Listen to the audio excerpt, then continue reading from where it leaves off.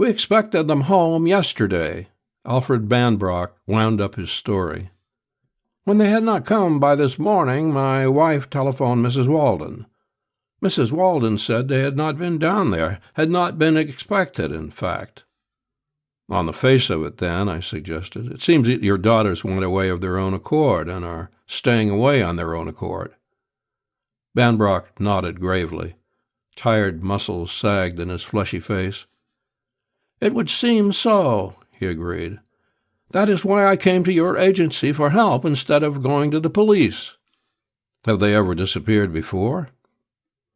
No. If you read the papers and magazines, you've no doubt seen hints that the younger generation is given to irregularity. My daughters came and went pretty much as they pleased. But though I can't say I ever knew what they were up to, we always knew where they were, in a general way. Can you think of any reason for their going away like this? He shook his weary head. Any recent quarrels? I probed.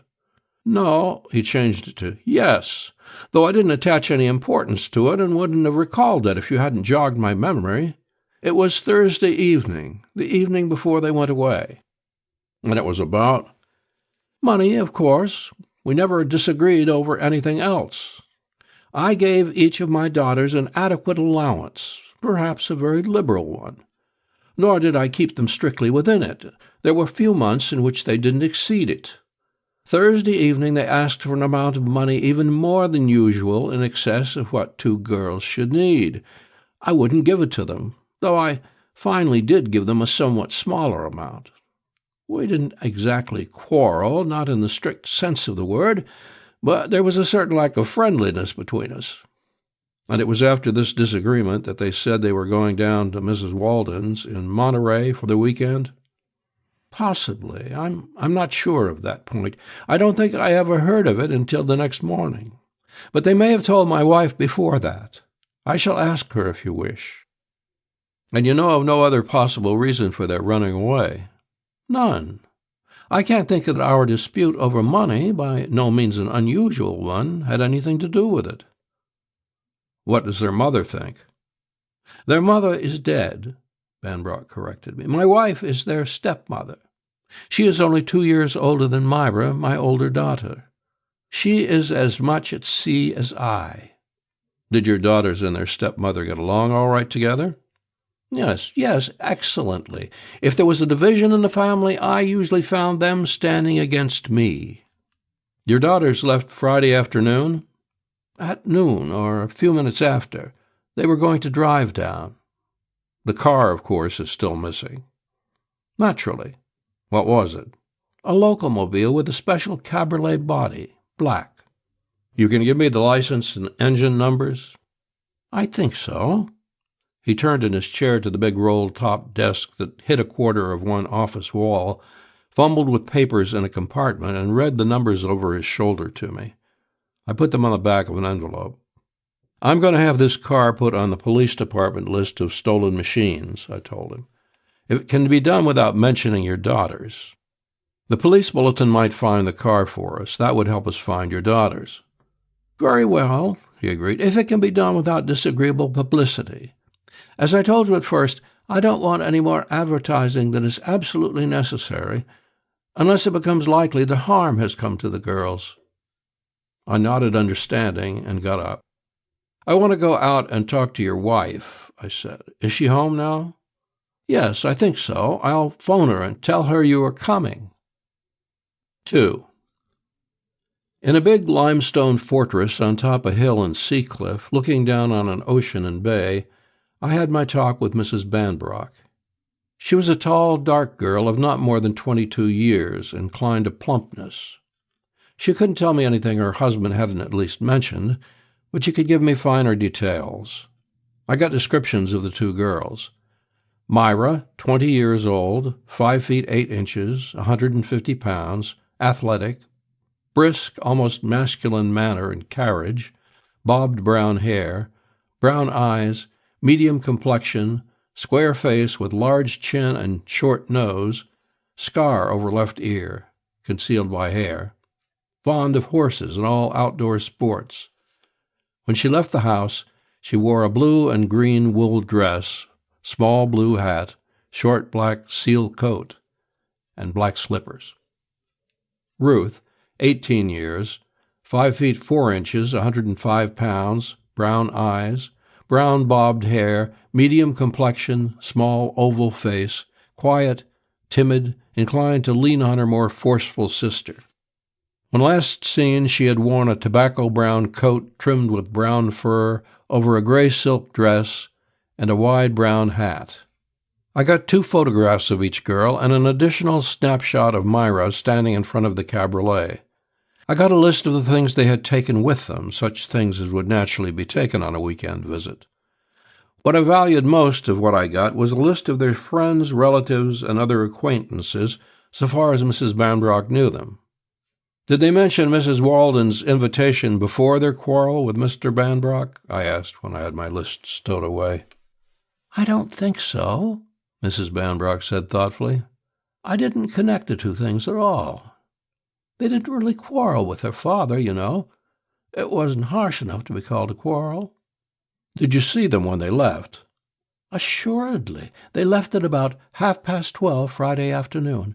They kissed me as usual when they went, and there was certainly nothing in their manner to suggest anything out of the ordinary."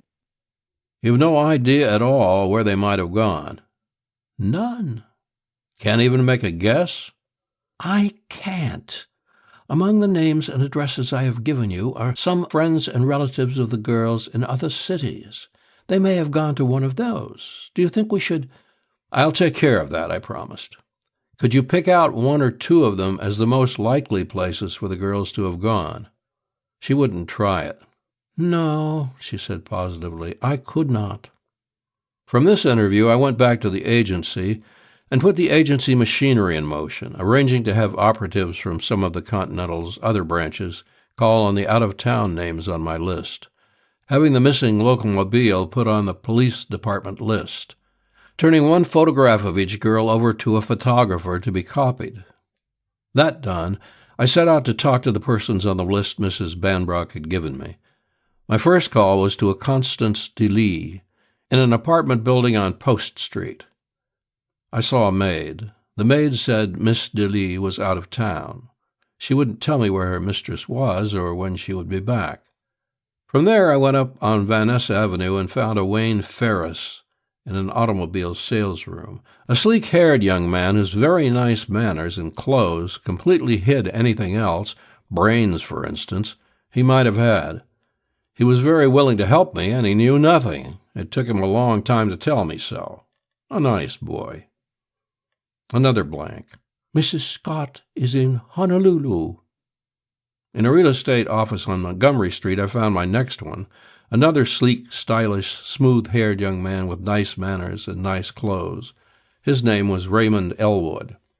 I would have thought him a no more distant relative of Ferris than cousin if I hadn't known that the world, especially the dancing, teeing world, was full of their sort. I learned nothing from him. Then I drew some more blanks. "Out of town, shopping. I don't know where you can find him."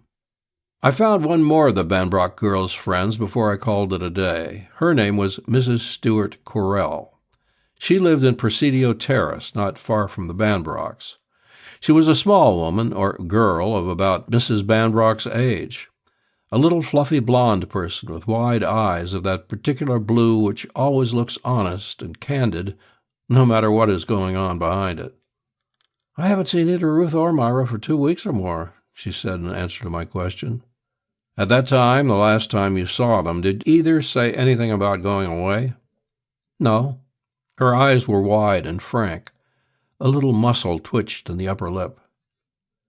"And you've no idea where they might have gone?" "No." Her fingers were rolling her lace handkerchief into a little ball. "Have you heard from them since you last saw them?" "No." She moistened her mouth before she said it. "Will you give me the names and addresses of all the people you know who were also known by the Bandbrock girls?" "Why, is there—" "There's a chance that some of them may have seen them more recently than you," I explained, "or may have even seen them since Friday." Without enthusiasm, she gave me a dozen names. All were already on my list. Twice she hesitated, as if about to speak a name she did not want to speak. Her eyes stayed on mine, wide and honest. Her fingers, no longer balling the handkerchief, picked at the cloth of her skirt. I didn't pretend to believe her, but my feet weren't solidly enough on the ground for me to put her on the grill. I gave her a promise before I left, one that she could get a threat out of if she liked. "Thanks very much," I said. "I know it's hard to remember things exactly. If I run across anything that will help your memory, I'll be back to let you know about it." "What? Yes, do," she said. Walking away from the house, I turned my head to look back just before I passed out of sight. A curtain swung into place at a second-floor window. The street lights weren't bright enough for me to be sure the curtain had swung in front of a blonde head. My watch told me it was 9:30, too late to line up any more of the girl's friends. I went home, wrote my report for the day, and turned in, thinking more about Mrs. Correll than about the girls. She seemed worth an investigation. 3. Some telegraphic reports were in when I got to the office the next morning. None was of any value. Investigation of the names and addresses in other cities had revealed nothing. An investigation in Monterey had established reasonably, which is about as well as anything is ever established in the detecting business, that the girls had not been there recently, that the locomobile had not been there. The early editions of the afternoon papers were on the street when I went out to get some breakfast before taking up the grind where I had dropped it the previous night. I bought a paper to prop behind my grapefruit. It spoiled my breakfast for me. Banker's wife, suicide. Mrs. Stuart Correll, wife of the vice president of the Golden Gate Trust Company, was found dead early this morning by her maid in her bedroom, in her home in Presidio Terrace. A bottle believed to have contained poison was on the floor beside the bed. The dead woman's husband could give no reason for his wife's suicide. He said she had not seemed depressed or... I gave my eggs and toast a quick play, put my coffee down in a lump, and got going. At the Correll residence, I had to do a lot of talking before I could get to Correll. He was a tall, slim man of less than 35, with a sallow, nervous face and blue eyes that fidgeted. "I'm sorry to disturb you at a time like this," I apologized when I had finally insisted my way into his presence. "I won't take up any more of your time than necessary. I am an operative of the Continental Detective Agency. I have been trying to find Ruth and Myra Bandbrock, who disappeared several days ago. You know them, I think." "Yes," he said without interest. "I know them." "You knew that they had disappeared?" "No." His eyes switched from a chair to a rug. "Why should I?" "Have you seen either of them recently?" I asked, ignoring his question. "Last week, Wednesday, I think. They were just leaving, standing at the door talking to my wife when I came home from the bank." "Didn't your wife say anything to you about their vanishing?" "No, really, I can't tell you anything about the Mrs. Bandbrock. If you'll excuse me—" "Just a moment longer," I said. "I wouldn't have bothered you if it hadn't been necessary. I was here last night to question Mrs. Correll. She seemed nervous. My impression was that some of her answers to my questions were evasive. He was up out of his chair. His face was red in front of mine. "You!" he cried. "I can thank you for—" "Now, Mr. Correll," I tried to quiet him. "There's no use." But he had himself all worked up. "You drove my wife to her death," he accused me. "You killed her with your damned prying, with your bulldozing threats, with your—" That was silly. I felt sorry for this young man whose wife had killed herself. Apart from that, I had work to do. I tightened the screws. "We won't argue, Correll," I told him. "The point is, I came here to see if your wife could tell me anything about the Bandbrocks. She told me less than the truth. Later, she committed suicide. I want to know why. Come through for me, and I'll do what I can to keep the papers and the public from linking her death with the girl's disappearance." "Linking her death with their disappearance?" he exclaimed. "That's absurd." "Maybe, but the connection is there." I hammered away at him. I felt sorry for him, but I had work to do. "It's there. If you'll give it to me, maybe it won't have to be advertised. I'm going to get it, though. You give it to me, or I'll go out after it in the open." For a moment, I thought he was going to take a poke at me. I wouldn't have blamed him. His body stiffened, then sagged, and he dropped back into his chair. His eyes fidgeted away from mine. "There's nothing I can tell," he mumbled. "When her maid went up to her room to call this morning, she was dead. There was no message, no reason, nothing." "Did you see her last night?" "No, I was not home for dinner. I came in late and went straight to my own room, not wanting to disturb her. I hadn't seen her since I left the house that morning." "Did she seem disturbed or worried then?" "No."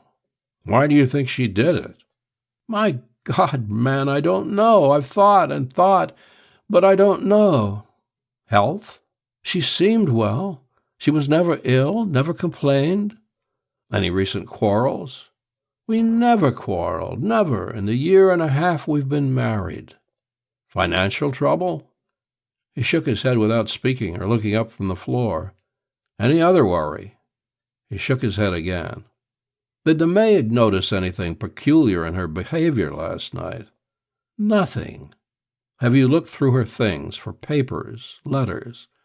"Yes, and found nothing." He raised his head to look at me. "The only thing," he spoke very slowly, there was a little pile of ashes in the grate in her room, as if she had burned papers or letters." Correll held nothing more for me, nothing I could get out of him anyway. The girl at the front gate in Alfred Bannbrock's Shoreman's Building suite told me he was in conference. I sent my name in. He came out of conference to take me into his private office. His tired face was full of questions. I didn't keep him waiting for the answers. He was a grown man. I didn't edge around the bad news. "Things have taken a bad break," I said as soon as we were locked in together. "I think we'll have to go to the police and newspapers for help. A Mrs. Correll, a friend of your daughter's, lied to me when I questioned her yesterday. Last night she committed suicide." "Irma Correll? Suicide?" "You knew her?" "Yes, intimately. She was a close friend of my wife and daughter's." "She killed herself?" "Yes, poison. Last night. Where does she fit in with your daughter's disappearance?" "Where?" he repeated. "I don't know. Must she fit in?" "I think she must. She told me she hadn't seen your daughters for a couple of weeks. Her husband told me just now that they were talking to her when he came home from the bank last Wednesday afternoon. She seemed nervous when I questioned her. She killed herself shortly afterward. There's hardly a doubt that she fits in somewhere." "And that means—" "That means," I finished for him, "that your daughters may be perfectly safe, but that we can't afford to gamble on that possibility." "You think harm has come to them?" "I don't think anything," I evaded, "except that with a death tied up closely with their going, we can't afford to play around." Bandbrock got his attorney on the phone, a pink-faced, white-haired old boy named Norwall, who had the reputation of knowing more about corporations than all the Morgans, but who hadn't the least idea as to what police procedure was all about, and told him to meet us at the Hall of Justice. We spent an hour and a half there, getting the police turned loose on the affair and giving the newspapers what we wanted them to have. That was plenty of dope on the girls, plenty of photographs and so forth, but nothing about the connection between them and Mrs. Correll. Of course, we let the police in on that angle. 4. After Bandbrock and his attorney had gone away together, I went back to the detective's assembly room to chew over the job with Pat Reddy, the police sleuth assigned to it. Pat was the youngest member of the Detective Bureau, a big blond Irishman who went in for the spectacular in a lazy way. A couple of years ago, he was a new copper, pounding his feet in harness on a hillside beat. One night he tagged an automobile that was parked in front of a fire plug. The owner came out just then and gave him an argument. She was Aletha Wallach, only and spoiled daughter of the owner of the Wallach Coffee Company, a slim, reckless youngster with hot eyes. She must have told Pat plenty. He took her over to the station and dumped her in a cell. Old Wallach, so the story goes, showed up the next morning with a full head of steam and half the lawyers in San Francisco. But Pat made his charge stick, and the girl was fined. Old Wallach did everything but take a punch at Pat in the corridor afterward.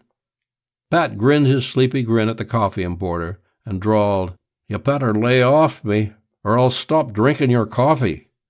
That crack got into most of the newspapers in the country, and even into a Broadway show. But Pat didn't stop with a snappy comeback. 3 days later, he and Aletha Wallach went over to Alameda and got themselves married. I was in on that part. I happened to be on the ferry they took, and they dragged me along to see the deed done.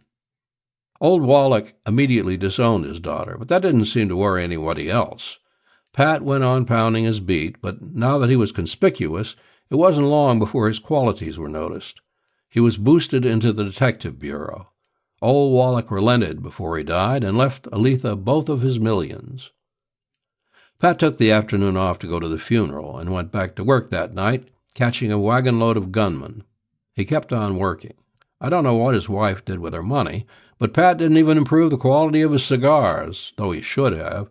He lived in the Wallach mansion, true enough, and now and then on rainy mornings he would be driven down to the hall in an Hispano-Suiza brougham. But there was no difference in him beyond that.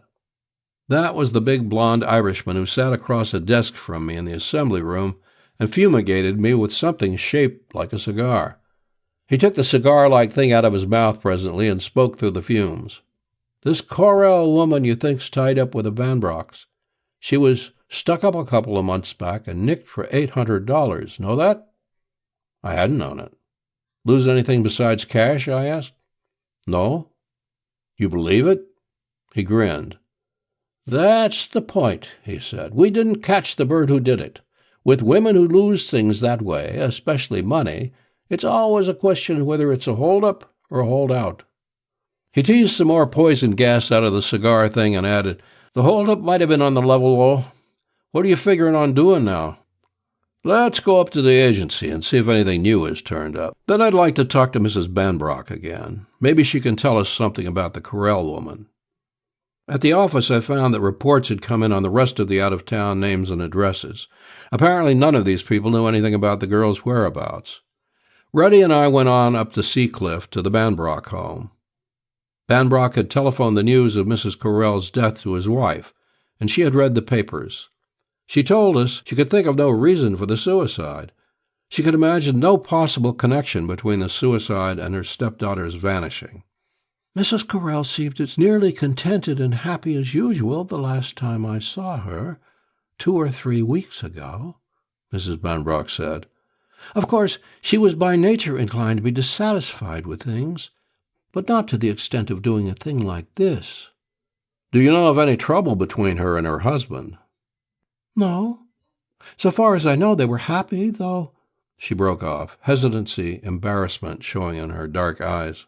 "Though?" I repeated. "If I don't tell you now, you'll think I'm hiding something," she said, flushing and laughing a little laugh that held more nervousness than amusement. "It hasn't any bearing, but I was just a little jealous of Irma. She and my husband were, everyone thought they would marry. That was a little before he and I married. I never let it show, and I dare say it was a foolish idea. But I always had a suspicion that Irma married Stuart more in pique than for any other reason, and that she was still fond of Alfred, Mr. Bannbrock." "Was there anything definite to make you think that?" "No, nothing really. I never thoroughly believed it. It was just a sort of vague feeling. Cattiness, no doubt, more than anything else." It was getting along toward evening when Pat and I left the Bandbrock house. Before we knocked off for the day, I called up the old man, the Continental's San Francisco branch manager, and therefore my boss, and asked him to sic an operative on Irma Correll's past. I took a look at the morning papers, thanks to their custom of appearing almost as soon as the sun is out of sight, before I went to bed. They had given our job a good spread. All the facts except those having to do with the Correll angle were there, plus photographs, and the usual assortment of guesses and similar garbage. The following morning I went after the friends of the missing girls to whom I had not yet talked. I found some of them and got nothing of value from them. Late in the morning I telephoned the office to see if anything new had turned up. It had. "We've just had a call from the sheriff's office at Martinez," the old man told me. "An Italian grape grower near Knob Valley picked up a charred photograph a couple of days ago and recognized it as Ruth Bannbrock when he saw her picture in the morning's paper. Will you get up there? A deputy sheriff and the Italian are waiting for you in the Knob Valley Marshal's office. I'm on my way, I said. At the ferry building, I used the 4 minutes before my boat left, trying to get Pat ready on the phone, with no success. Knob Valley is a town of less than 1,000 people, a dreary, dirty town in Contra Costa County. A San Francisco-Sacramento local sent me down there while the afternoon was still young. I knew the marshal slightly, Tom Orth. I found 2 men in the office with him. Orth introduced us. Abner Paget, a gawky man of 40-something, with a slack chin, scrawny face, and pale, intelligent eyes, was the deputy sheriff. Gio Saragino, the Italian grape grower, was a small, nut-brown man with strong yellow teeth that showed in an everlasting smile under his black mustache and soft brown eyes. Paget showed me the photograph, a scorched piece of paper the size of a $50, apparently all that had not been burned of the original picture. It was Ruth Bannbrock's face. There was little room for doubting that. She had a particularly excited, almost drunken look, and her eyes were larger than in the other pictures of her I had seen, but it was her face. He says he found it day 4 yesterday, Paget explained dryly, nodding at the Italian. The wind blew it against his foot when he was walking up a piece of road near his place. He picked it up and stuck it in his pocket, he says, for no special reason, I guess, except maybe that guineas like pictures. He paused to regard the Italian meditatively. The Italian nodded his head in vigorous affirmation. Anyways, the deputy sheriff went on, he was in town this morning and seen the pictures in the papers from Frisco. So he come in here and told old Tom about it. Tom and me decided the best thing was to phone your agency, since the paper said you was working on it. I looked at the Italian. Paget, reading my mind, explained, Saragino lives over in the hills, got a grape ranch there. Been around here 5 or 6 years and ain't killed nobody that I know of. Remember the place where you found the picture? I asked the Italian. His grin broadened under his mustache and his head went up and down. For sure, I remember that place. Let's go there, I suggested to Paget. Right. Coming along, Tom? The marshal said he couldn't. He had something to do in town. Saragino, Paget, and I went out and got into a dusty Ford that the deputy sheriff drove. We rode for nearly an hour along a country road that bent up the slope of Mount Diablo. After a while, at a word from the Italian, we left the country road for a dustier and ruttier one. A mile of this one. This a place, Saragino said. Paget stopped the Ford. We got out in a clearing. The trees and bushes that had crowded the road retreated here for 20 feet or so on either side, leaving a little dusty circle in the woods. About to this place, the Italian was saying. I think I buy this stump, but between the bend ahead and that one behind, I know for sure.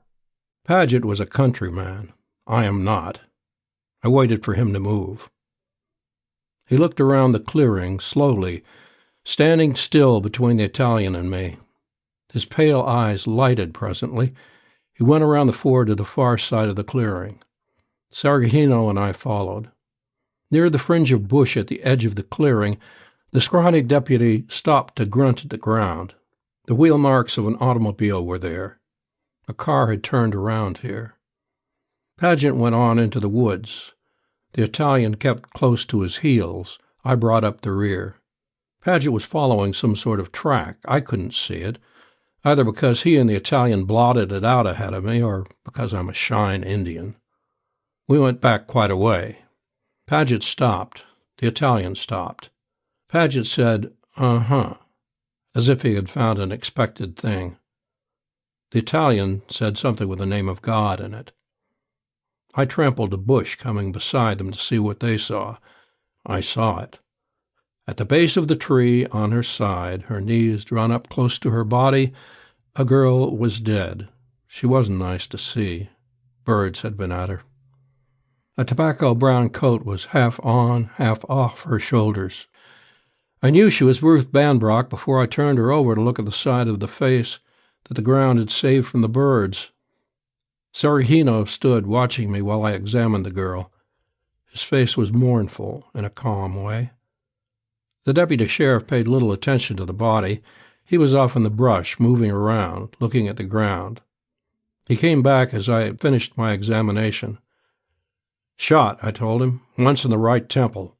Before that, I think, there was a fight. There are marks on the arm that was under her body. There's nothing on her. No jewelry, money, nothing." "That goes," Paget said. "2 women got out of the car back in the clearing and came here. Could have been 3 women, if the others carried this one. Can't make how many went back. One of them was larger than this one. There was a scuffle here." "Find the gun?" "No," I said. "Neither did I. It went away in the car then. There's what's left of a fire over there." He ducked his head to the left. "Paper and rags burnt. Not enough left to do us any good. I reckon the photo Carahino found blew away from the fire. Late Friday, I'd put it, or maybe Saturday morning. No nearer than that." I took the deputy sheriff's word for it. He seemed to know his stuff. "Come here, I'll show you something," he said, and led me over to a little black pile of ashes. He hadn't anything to show me. He wanted to talk to me away from the Italian's ears. "I think the guinea's all right," he said, "but I reckon I'd best hold him a while to make sure. This is some way from his place, and he stuttered a little bit too much telling me how he happened to be passing here. Of course, that don't mean nothing much. All these guineas peddled vino, and I guess that's what brought him out this way. I'll hold him a day or 2 anyways." "Good," I agreed. "This is your country, and you know the people. Can you visit around and see what you can pick up? Whether anybody saw anything, saw a locomobile cabriolet, or anything else? You can get more than I could." "I'll do that," he promised. "All right, then I'll go back to San Francisco now. I suppose you want to camp here with the body." "Yeah, you drive the Ford back to Knob Valley and tell Tom what's what. He'll come or send out. I'll keep the guinea here with me." Waiting for the next westbound train out of Knob Valley, I got the office on the telephone. The old man was out. I told my story to one of the office men and asked him to get the news to the old man as soon as he could. Everybody was in the office when I got back to San Francisco. Alfred Bannbrock, his face a pink gray that was deader than solid gray could have been, his pink and white old lawyer, Pat Reddy, sprawled on his spine, with his feet on another chair, the old man with his gentle eyes behind gold spectacles and his mild smile, hiding the fact that 50 years of sleuthing had left him without any feelings at all on any subject. Whitey Clayton used to say the old man could spit icicles in August. Nobody said anything when I came in. I said my say as briefly as possible. "Then the other woman, the woman who killed Ruth, was—" Bandbrock didn't finish his question. Nobody answered it. "We don't know what happened," I said after a while. "Your daughter and someone we don't know may have gone there. Your daughter may have been dead before she was taken there. She may have—" "But Myra!" Bandbrock was pulling at his collar with a finger inside. "Where is Myra?" I couldn't answer that, or could any of the others. "You're going up to Knob Valley now?" I asked him. "Yes, at once. You will come with me?" I wasn't sorry I could not. "No, there are things to be done here. I'll give you a note to the marshal. I want you to look carefully at the piece of your daughter's photograph the Italian found, to see if you remember it." Bandbrock and the lawyer left. 6. Reddy lit one of his awful cigars. "We found the car," the old man said. "Where?" "In Sacramento. It was left in a garage there either late Friday night or early Saturday. Foley has gone up to investigate it, and Reddy has uncovered a new angle." Pat nodded through his smoke. "A hock shop dealer came in this morning," Pat said, "and told us that Myra Bandbrock and another girl came to his joint last week and hawked a lot of stuff. They gave him phony names, but he swears one of them was Myra. He recognized her picture as soon as he saw it in the paper. Her companion wasn't Ruth. It was a little blonde." "Mrs. Correll?" "Uh-huh. The shark can't swear to that, but I think that's the answer." Some of the jewelry was Myra's, some Ruth's, and some we don't know. I mean, we can't prove it belonged to Mrs. Correll, although we will. When did all this happen? They soaked the stuff Monday before they went away. Have you seen Correll? Uh-huh, Pat said.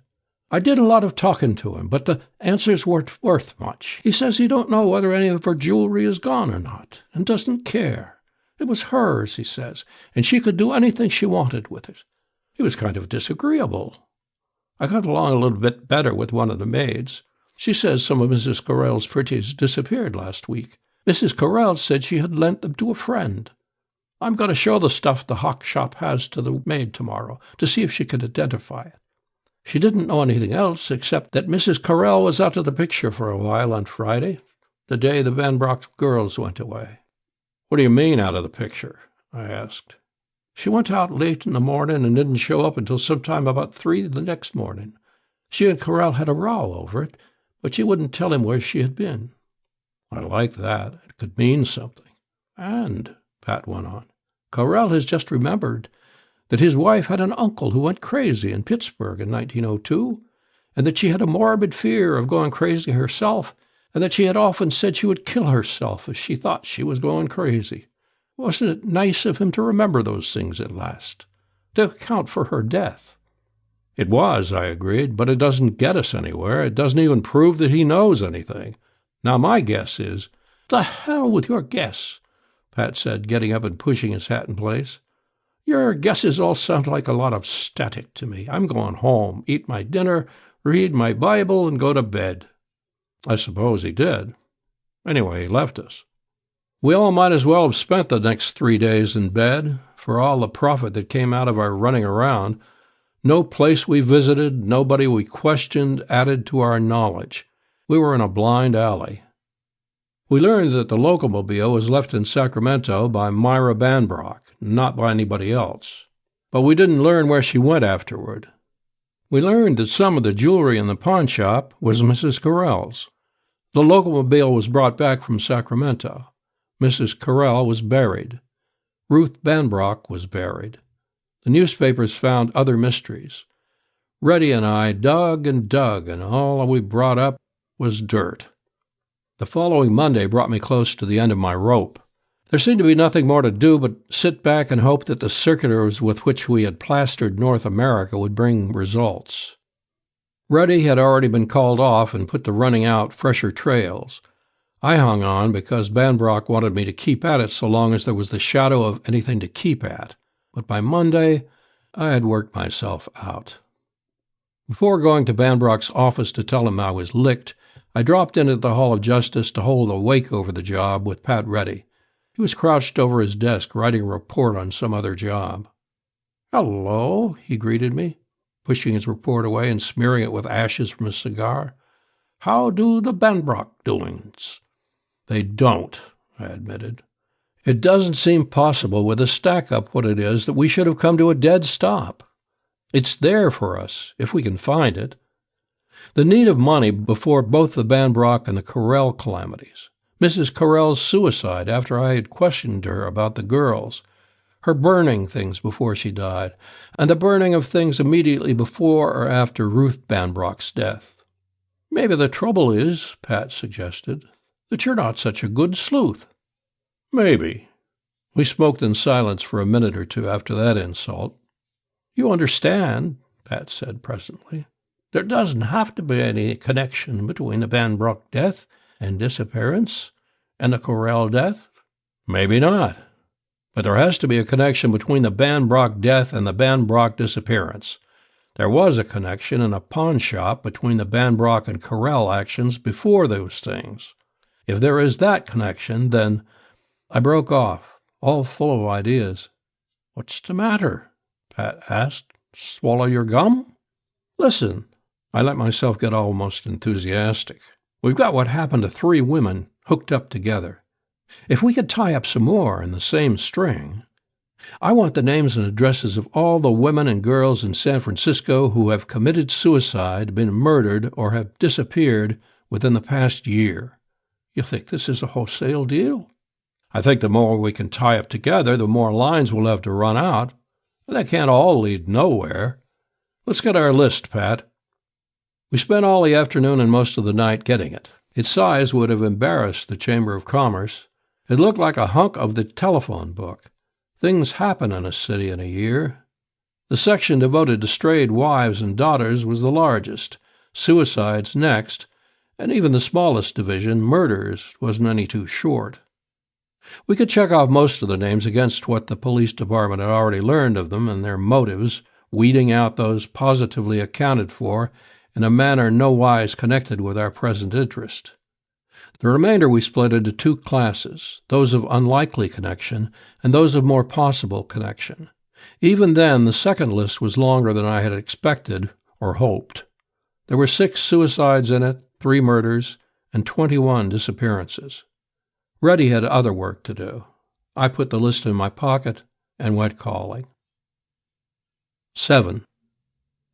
For 4 days I ground at the list. I hunted, found, questioned, and investigated friends and relatives of the women and girls on my list. My questions all hit in the same direction. Had she been acquainted with Myra Bandbrock, Ruth, Mrs. Correll? Had she been in need of money before her death or disappearance? Had she destroyed anything before her death or disappearance? Had she known any of the other women on my list? 3 times I drew yeses. Sylvia Varney, a girl of 20 who had killed herself on November 5th, had drawn $600 from the bank the week before her death. No one in her family could say what she had done with the money. A friend of Sylvia Varney's, Ada Youngman, a married woman of 25 or 6, had disappeared on December 2nd and was still gone. The Varney girl had been at Mrs. Youngman's home an hour before she, the Varney girl, killed herself. Mrs. Dorothy Sodden, a young widow, had shot herself on the night of January 13th.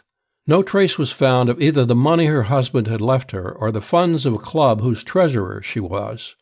A bulky letter her maid remembered having given her that afternoon was never found. These 3 women's connections with the Bandbrock-Correll affair was sketchy enough. None of them had done anything that isn't done by 9 out of 10 women who kill themselves or run away.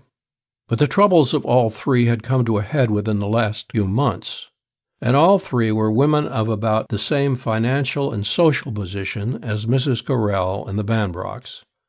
Finishing my list with no fresh leads, I came back to these 3. I had the names and addresses of 62 friends of the Bandbrock girls. I set about getting the same sort of catalog on the 3 women I was trying to bring into the game. I didn't have to do all the digging myself. Fortunately, there were 2 or 3 operatives in the office with nothing else to do just then. We got something. Mrs. Sodden had known Raymond Elwood. Sylvia Varney had known Raymond Elwood. There was nothing to show Mrs. Youngman had known him, but it was likely she had. She and the Varney girl had been thick. I had already interviewed this Raymond Elwood in connection with the Bandbrock girls, but paid no especial attention to him. I had considered him just one of the sleek-headed, high-polished young men of whom there was quite a few listed. I went back at him, all interest now. The results were promising. He had, as I have said, a real estate office on Montgomery Street. We were unable to find a single client he had ever served, or any signs of one's existence. He had an apartment out in the Sunset District where he lived alone. His local record seemed to go back no farther than 10 months, though we couldn't find its definite starting point. Apparently, he had no relatives in San Francisco. He belonged to a couple of fashionable clubs. He was vaguely supposed to be well-connected in the East. He spent money. I couldn't shadow Elwood, having too recently interviewed him. Dick Foley did. Elwood was seldom in his office during the first 3 days Dick tailed him.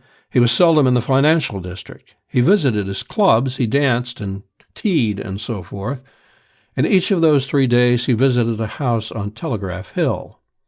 The first afternoon Dick had him, Elwood went to the Telegraph Hill house with a tall, fair young girl from Burlingame. The second day, in the evening, with a plump young woman who came out of a house out on Broadway. The third evening with a very young girl who seemed to live in the same building as he. Usually Elwood and his companion spent from 3 to 4 hours in the house on Telegraph Hill. Other people, all apparently well-to-do, went in and out of the house while it was under Dick's eye. I climbed Telegraph Hill to give the house the up and down. It was a large house, a big frame house painted egg yellow. It hung dizzily on a shoulder of the hill, a shoulder that was sharp where rock had been quarried away. The house seemed about to go skiing down on the roofs far below. It had no immediate neighbors. The approach was screened by bushes and trees. I gave that section of the hill a good strong play, calling it all the houses within shooting distance of the yellow one. Nobody knew anything about it or about its occupants. The folks on the hill aren't a curious lot, perhaps because most of them have something to hide on their own account. My climbing up and down hill got me nothing until I succeeded in learning who owned the yellow house. The owner was an estate whose affairs were in the hand of the West Coast Trust Company. I took my investigations to the trust company with some satisfaction. The house had been leased 8 months ago by Raymond Elwood, acting for a client named T.F. Maxwell. We couldn't find Maxwell. We couldn't find anybody who knew Maxwell. We couldn't find any evidence that Maxwell was anything but a name. One of the operatives went up to the yellow house on the hill and rang the bell for half an hour with no result.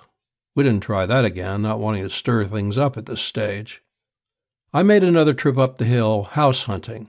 I couldn't find a place as near the yellow house as I would have liked, but I succeeded in renting a 3-room flat from which the approach to it could be watched.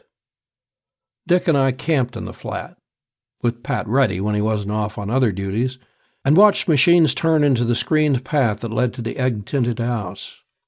Afternoon and night there were machines. Most of them carried women. We saw no one we could place as a resident of the house. Elwood came daily, once alone, the other time with women whose faces we couldn't see from our window. We shadowed some of the visitors away. They were without exception reasonably well off financially, and some were socially prominent. We didn't go up against any of them with talk. Even a carefully planned pretext is as likely as not to tip your mitt when you're up against a blind game. 3 days of this, and our break came. It was early evening, just dark.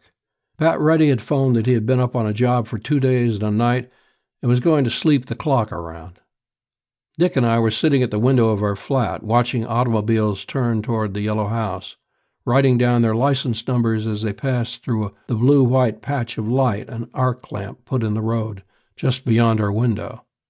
A woman came climbing the hill afoot. She was a tall woman, strongly built. A dark veil, not thick enough to advertise the fact that she wore it to hide her features, nevertheless did hide them. Her way was up the hill past our flat on the other side of the roadway. A night wind from the Pacific was creaking a grocer's sign down below, swaying the arc light above. The wind caught the woman as she passed out of our building's sheltered area, coat and skirts tangled. She put her back to the wind, a hand to her hat. Her veil whipped out straight from her face. Her face was a face from a photograph, Myra Bandbrock's face. Dick made her with me. "Oh, baby," he cried, bouncing to his feet. "Wait," I said. "She's going into the joint on the edge of the hill. Let her go. We'll go after her when she's inside. That's our excuse for frisking the joint." I went into the next room where our telephone was and called Pat Reddy's number. "She didn't go in," Dick called from the window. "She went past the path." "After her," I ordered. "There's no sense to that. What's the matter with her?" I felt sort of indignant about it. "She's got to go in. Taylor." "I'll find you after I get Pat." Dick went. Pat's wife answered the telephone. I told her who I was. "Will you shake Pat out of the covers and send him up here? He knows where I am. Tell him I want him in a hurry." "I will," she promised. "I'll have him there in 10 minutes, wherever it is." Outdoors, I went up the road, hunting for Dick and Myra Bandbrock. Neither was in sight. Passing the bushes that masked the yellow house, I went on, circling down a stony path to the left. No sign of either. I turned back in time to see Dick going into our flat. I followed. "She's in," he said when I joined him.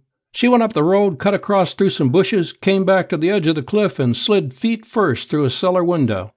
That was nice. The crazier the people you are sleuthing act, as a rule, the nearer you are to an ending of your troubles. Reddy arrived within a minute or two of the time his wife had promised. He came in buttoning his clothes. "What the hell did you tell Althea?" he growled at me. "She gave me an overcoat to put over my pajamas, dumped the rest of my clothes in the car, and I had to get in them on the way over." "I'll cry with you after a while," I dismissed his troubles. "Myra Bandbrock just went into the joint through a cellar window. Elwood has been in there an hour. Let's knock it off." Pat is deliberate. "We ought to have papers, even at that," he stalled. "Sure," I agreed, "but you can get them fixed up afterwards. That's what you're here for. Contra Costa County wants her, maybe to try her for murder. That's all the excuse we need to get into the joint. We'll go there for her. If we happen to run into anything else, well and good." Pat finished buttoning his vest. "All right," he said sourly. "Have it your way. But if you get me smashed for searching a house without authority, you'll have to give me a job with your law-breaking agency." "I will." I turned to Foley. "You'll have to stay outside, Dick. Keep your eye on the getaway. Don't bother anybody else. But if the Bandbrock girl gets out, stay behind her." "I expected it," Dick howled. "Any time there's any fun, I can count on being stuck off somewhere on a street corner." Pat Ruddy and I went straight up the bush-hidden path to the yellow house's front door and rang the bell. A big black man in a red fez, red silk jacket over red striped silk shirt, red zouave pants, and red slippers opened the door. He filled the opening, framed in the black of the hall behind him. "Is Mr. Maxwell home?" I asked. The black man shook his head and said words in a language I don't know. "Mr. Elwood, then." Another shaking of the head, more strange language. "Let's see whoever is home, then," I insisted. Out of the jumble of words that meant nothing to me, I picked 3 in garbled English, which I thought were master, not, and home. The door began to close. I put a foot against it. Pat flashed his buzzer. Though the black man had poor English, he had knowledge of police badges. One of his feet stamped on the floor behind him. A gong boomed deafeningly in the rear of the house. The black man bent his weight to the door. My weight on the foot that blocked the door, I leaned sideways, swaying to the Negro. Slamming from the hip, I put my fist in the middle of him. Reddy hit the door, and we went into the hall. "'Fore God, fat shorty," the black man gasped in good black Virginian, "you done hurt me." Reddy and I went by him down the hall whose bounds were lost in darkness. The bottom of a flight of steps stopped my feet. A gun went off upstairs. It seemed to point at us. We didn't get the bullets. A babble of voices, women screaming, men shouting, came and went upstairs, came and went as if a door was being opened and shut. "Up, my boy," Reddy yelped in my ear. We went up the stairs. We didn't find the man who had shot at us. At the head of the stairs, a door was locked. Reddy's bulk forced it. We came into bluish light, a large room all purple and gold, confusion of overturned furniture and rumpled rugs. A gray slipper lay near a far door. A green silk gown was in the center of the floor. No person was there. I raced Pat to the curtained door beyond the slipper. The door was not locked. Reddy yanked it wide. A room with 3 girls and a man crouching in a corner, fear in their faces. Neither of them was Myra Bandbrock or Raymond Elwood or anyone we knew. Our glances went away from them after the first quick look. The open door across the room grabbed our attention. The door gave to a small room. The room was chaos, a small room packed and tangled with bodies, live bodies, seething, writhing. The room was a funnel into which men and women had been poured. They boiled noisily toward the one small window that was the funnel's outlet. Men and women, youths and girls, screaming, struggling, squirming, fighting. Some had no clothes. "We'll get through and block the window," Pat yelled in my ear. "Like hell," I began, but he was gone ahead into the confusion. I went after him. I didn't mean to block the window. I meant to save Pat from his foolishness. No 5 men could have fought through that boiling turmoil of maniacs. No 10 men could have turned them from the window. Pat, big as he is, was down when I got to him. A half-dressed girl, a child, was driving at his face with sharp, high heels. Hands, feet were tearing him apart. I cleared him with a play of gun barrel on shins and wrists, dragged him back. "Myra's not there," I yelled into his ear as I helped him up. "Elwood's not there." I wasn't sure, but I hadn't seen them, and I doubted that they would be in this mess. These savages, boiling again to the window with no attention for us, whoever they were, weren't insiders. They were the mob, and the principals shouldn't be among them. "We'll try the other rooms," I yelled again. "We don't want these." Pat rubbed the back of his hand across his torn face and laughed. "That's a cinch I don't want 'em any more," he said. We went back to the head of the stairs the way we had come. We saw no one. The men and girls who had been in the next room were gone. At the head of the stairs we paused. There was no noise behind us except the now fainter babble of the lunatics fighting for their exit. A door shut sharply downstairs. A body came out of nowhere, hit my back, flattened me to the landing. The feel of silk was on my cheek. A brawny hand was fumbling at my throat. I bent my wrist until my gun, upside down, lay against my cheek. Praying for my ear, I squeezed. My cheek took fire. My head was a roaring thing about to burst. The silk slid away. Pat hauled me upright. We started down the stairs. Swish! A thing came past my face, stirring my bared hair. 1,000 pieces of glass, china, plaster exploded upward at my feet. I tilted head and gun together. A Negro's red silk arms were still spread over the balustrade above. I sent him 2 bullets. Pat sent him 2. The Negro teetered over the rail. He came down on us, arms outflung, a dead man's swan dive. We scurried down the stairs from under him. He shook the house when he landed, but we weren't watching him then. The smooth, sleek head of Raymond Elwood took our attention. In the light from above, it showed for a furtive split second around the newel post at the foot of the stairs, showed and vanished. Pat Reddy, closer to the rail than I, went over it at a one-hand vault down into the blackness below. I made the foot of the stairs in 2 jumps, jerked myself around with a hand on the newel, and plunged into the suddenly noisy dark of the hall. A wall I couldn't see hit me. Caroming off the opposite wall, I spun into a room whose curtained grayness was the light of day after the hall. 9. Pat Reddy stood with one hand on a chair back, holding his belly with the other. His face was mouse-colored under its blood. His eyes were glass agonies. He had the look of a man who had been kicked. The grin he tried failed. He nodded toward the rear of the house. I went back. In a little passageway I found Raymond Elwood. He was sobbing and pulling frantically at a locked door. His face was the hard white of utter terror. I measured the distance between us. He turned as I jumped. I put everything I had in the downswing of my gun barrel. A ton of meat and bone crashed into my back. I went over against the wall, breathless, giddy, sick. Red silk arms that ended in brown hands locked around me. I wondered if there was a whole regiment of these gaudy Negroes, or if I was colliding with the same one over and over. This one didn't let me do much thinking. He was big, he was strong, he didn't mean any good. My gun arm was flat at my side, straight down. I tried a shot at one of his Negro's feet, missed. Tried again. He moved his feet. I wriggled around, half facing him. Elwood piled on my other side. The Negro bent me backward, folding my spine on itself like an accordion. I fought to hold my knees stiff. Too much weight was hanging on me. My knees sagged, my body curved back. Pat Reddy, swaying in the doorway, shone over the Negro's shoulder like the angel Gabriel. Gray pain was in Pat's face, but his eyes were clear. His right hand held a gun. His left was getting a blackjack out of his hip pocket.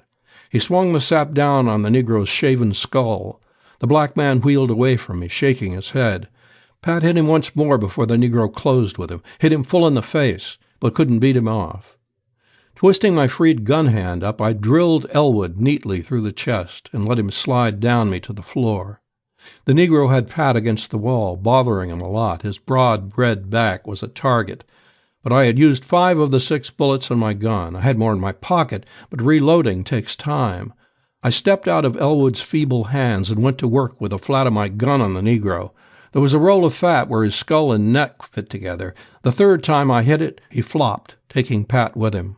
I rolled him off. The blond police detective, not very blond now, got up. At the other end of the passageway, an open door showed an empty kitchen. Pat and I went to the door that Elwood had been playing with. It was a solid piece of carpentering and neatly fastened. Yoking ourselves together, we began to beat the door with our combined 370 or 80 pounds. It shook, but held. We hit it again. Wood we couldn't see tore. Again. The door popped away from us. We went through, down a flight of steps, rolling, snowballing down, until a cement floor stopped us. Pat came back to life first. "You're a hell of an acrobat," he said. "Get off my neck." I stood up. He stood up. We seemed to be dividing the evening between falling on the floor and getting up from the floor. A light switch was at my shoulder. I turned it on. If I looked anything like Pat, we were a fine pair of nightmares. He was all raw meat and dirt, with not enough clothes left to hide much of either. I didn't like his looks, so I looked around the basement in which we stood. To the rear was a furnace, coal bins, and a wood pile. To the front was a hallway and rooms, after the manner of upstairs.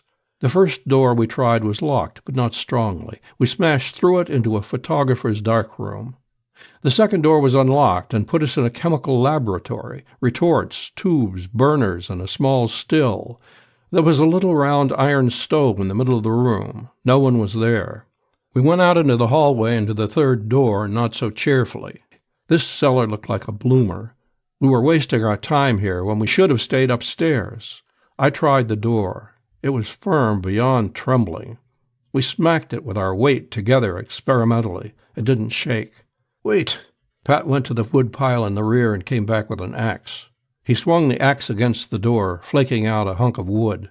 Silvery points of light sparkled in the hole. The other side of the door was an iron or steel plate. Pat put the axe down and leaned on the helve.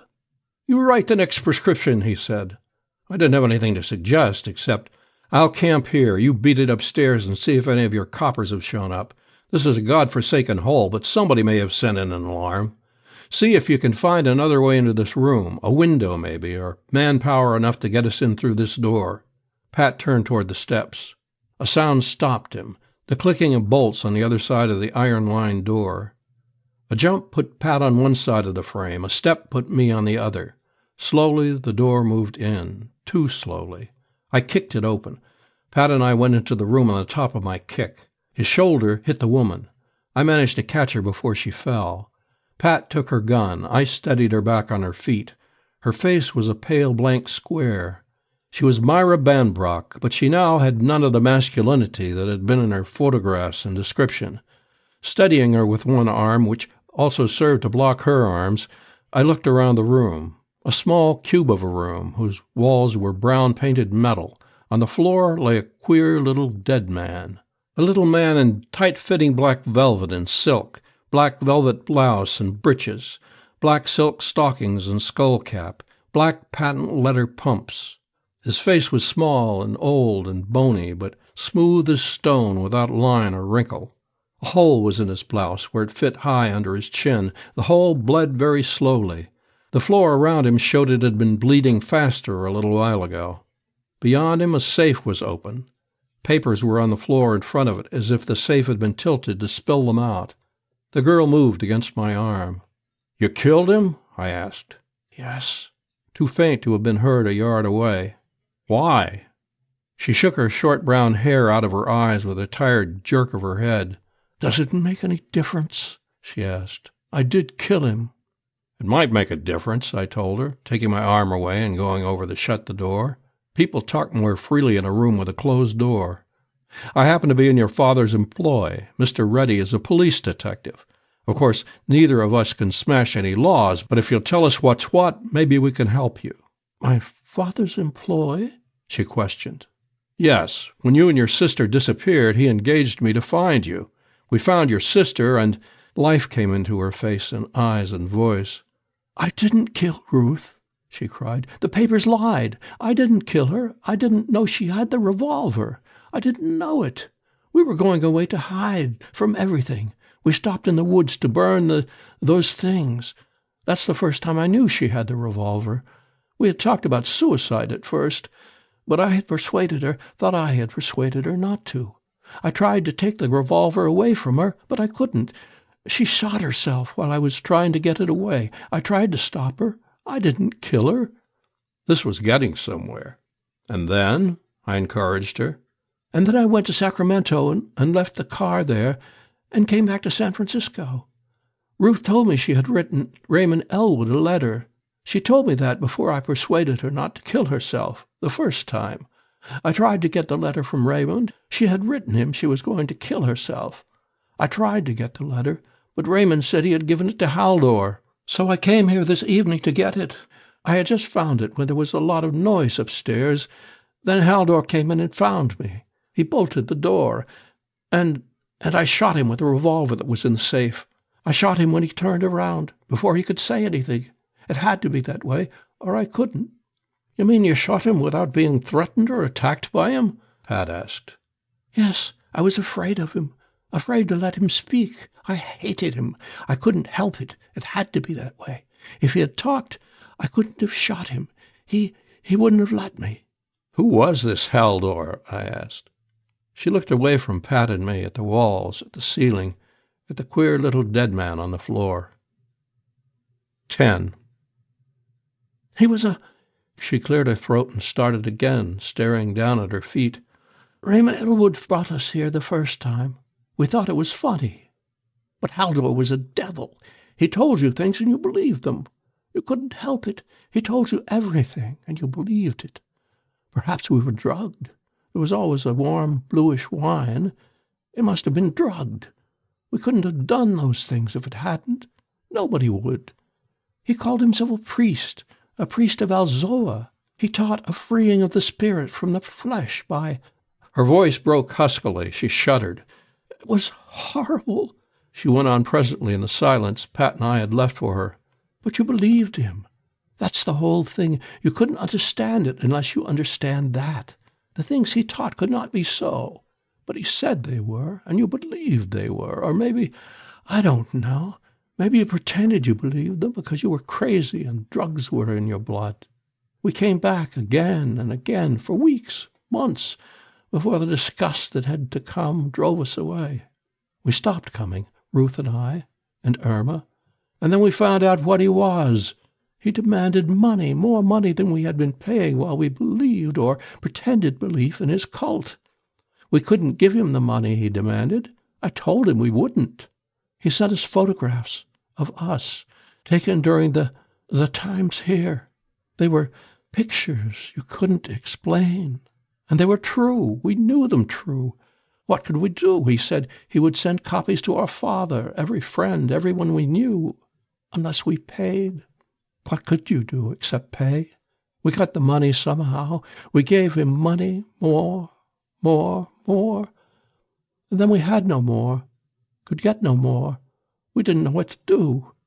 There was nothing to do except Ruth and Irma wanted to kill themselves. I thought of that too, but I persuaded Ruth not to. I said we'd go away. I'd take her away, keep her safe. And then this. She stopped talking, went on staring at her feet. I looked again at the little dead man on the floor, weird in his black cap and clothes. No more blood came from his throat. It wasn't hard to put the pieces together. This dead Haldor, self-ordained priest or something or other, staging orgies under the alias of religious ceremonies. Elwood, his confederate, bringing women of family and wealth to him.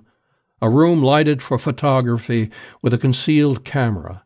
Contributions from his converts so long as they were faithful to the cult. Blackmail, with the help of the photographs, afterward.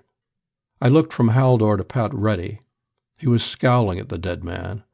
No sound came from outside the room.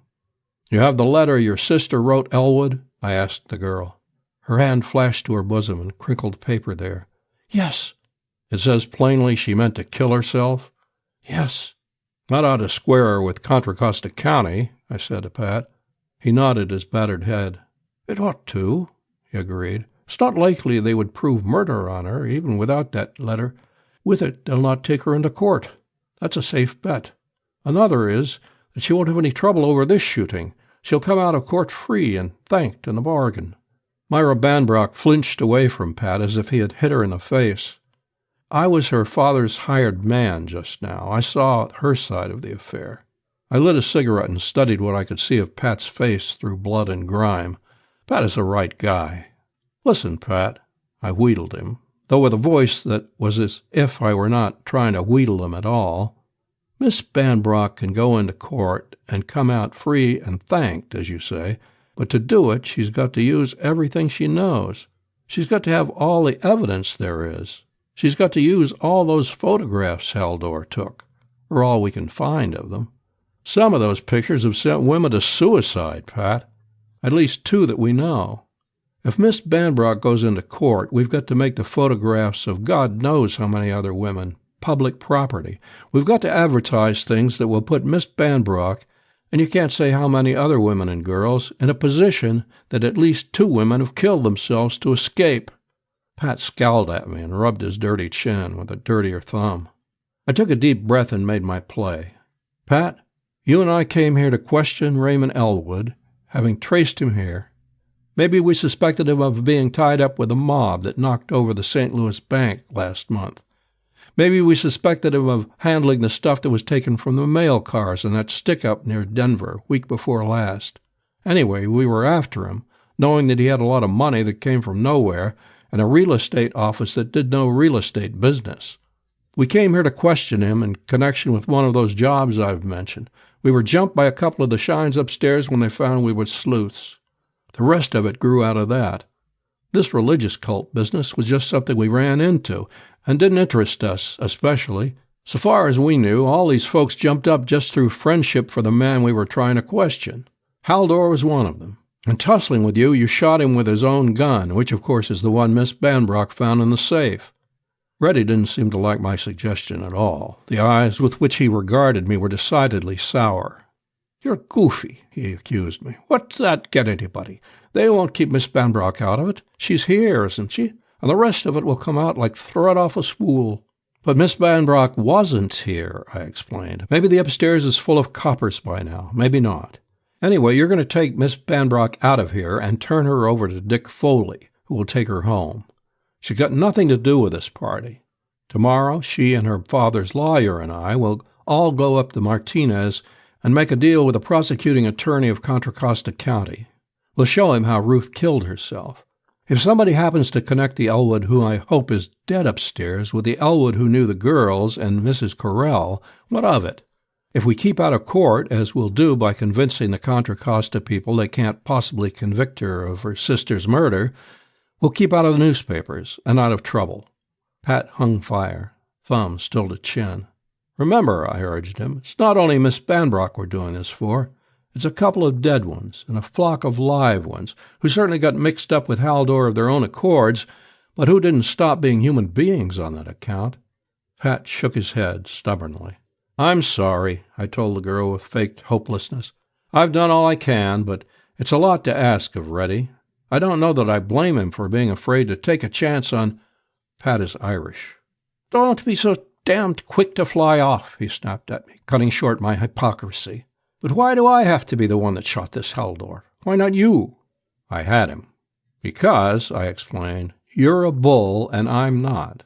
There'll be less chance of a slip-up if he was shot by a bona fide, star-wearing, flat-footed officer of the peace.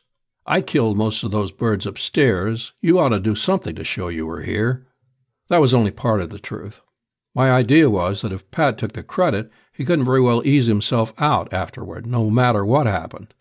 Pat's a right guy, and I'd trust him anywhere, but you can trust a man just as easily if you have him sewed up. Pat grumbled and shook his head, but "I'm ruining myself, I don't doubt," he growled, "but I'll do it this once." "Attaboy." I went over to pick up the girl's hat from the corner in which it lay. "I'll wait here until you come back from turning her over to Dick." I gave the girl her hat and orders together. "You go to your home with the man Reddy turns you over to. Stay there until I come, which will be as soon as I can make it. Don't tell anybody anything, except that I told you to keep quiet. That includes your father. Tell him I told you not to tell him even where you saw me. Got it?"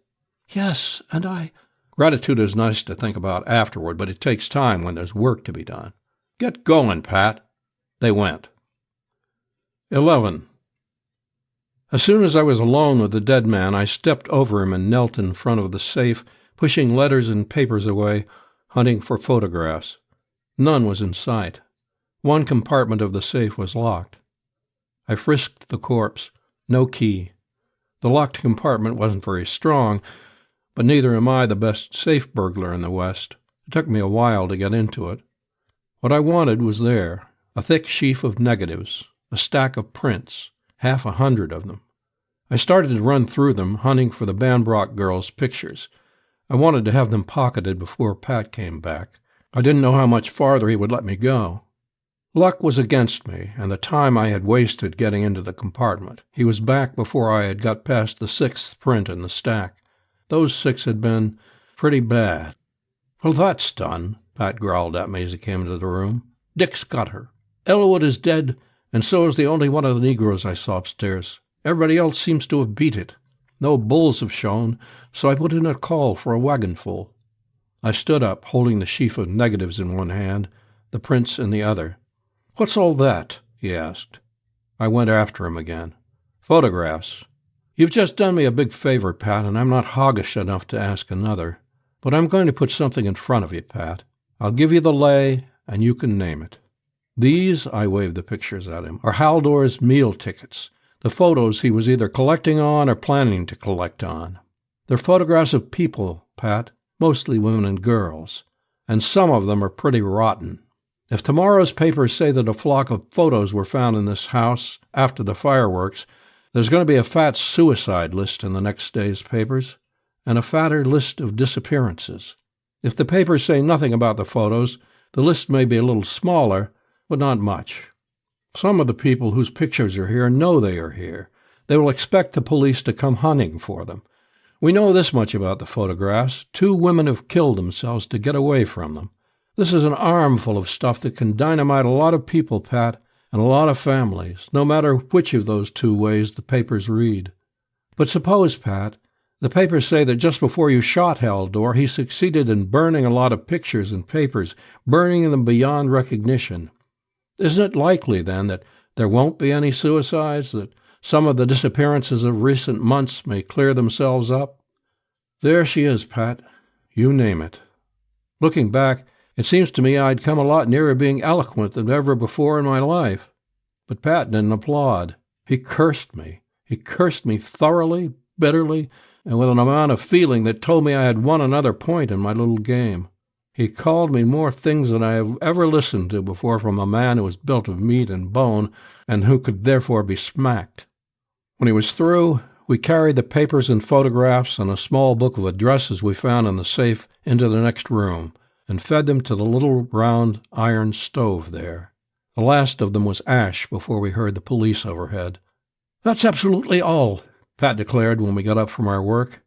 "Don't ever ask me to do anything else for you if you live to be 1,000. "That's absolutely all," I echoed. I like Pat. He is a right guy. The 6th photograph in the stack had been of his wife, the coffee importer's reckless, hot-eyed daughter.